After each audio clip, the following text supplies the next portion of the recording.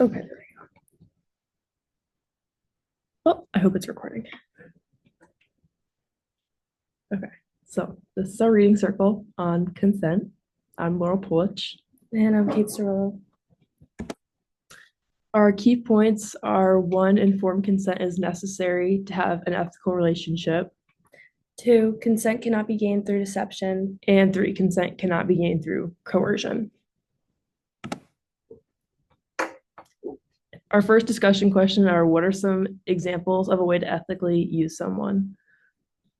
So basically, what Mappus was saying was that if you're using someone for more than just a means, then it's morally okay. But if you're just using them to get one thing, then it's unethical, basically. It's like kind of an example would be like a student teacher like relationship, like teacher using a student to like get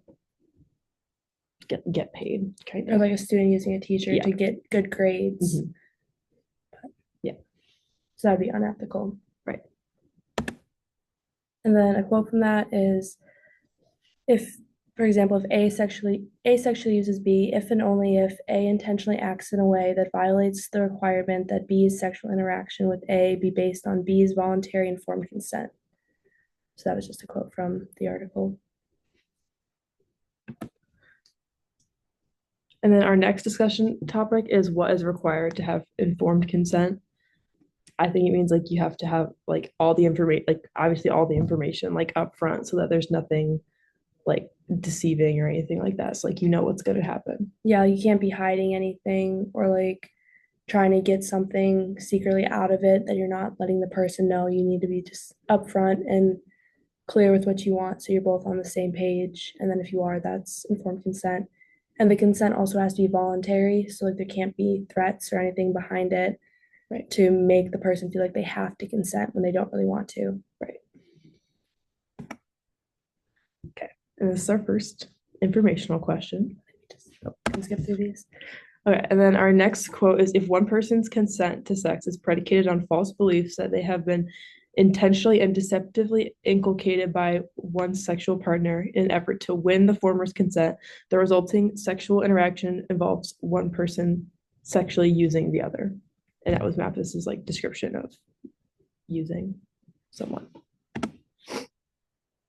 And then there's two types of coercion. The first one being dispositional coercion, which is consent gained through threats and force, meaning the person technically is saying they consent to it, but it's not of their own free will. They feel like they have to. And then the other one is occurrent coercion, which is no consent is given, and the victim is treated like an object by the user. So they're not even asked to consent or anything. The user is just taking what they want from the victim. And then quote for this is, coercion either obliterates consent entirely or undermines the voluntariness of consent.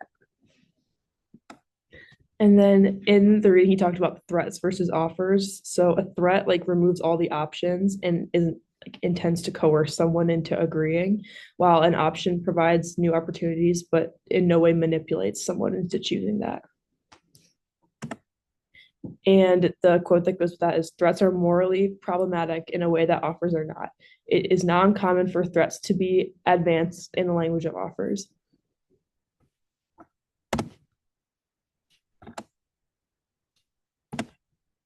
And then our last discussion question is someone always being used in a relationship with a large power imbalance? I think that there's always like going to be a struggle if there's a large power imbalance because there's no way to really be equal with each other if you know that there's such a big difference. Yeah, I think it's definitely like very easy to not be in like a morally okay relationship like that where you're not using the other person if there is a large power imbalance. But I think it is possible, like if they're in the relationship for multiple reasons and they're not just trying to get something out of it. Right. But I think it very much depends on the situation. Mm-hmm.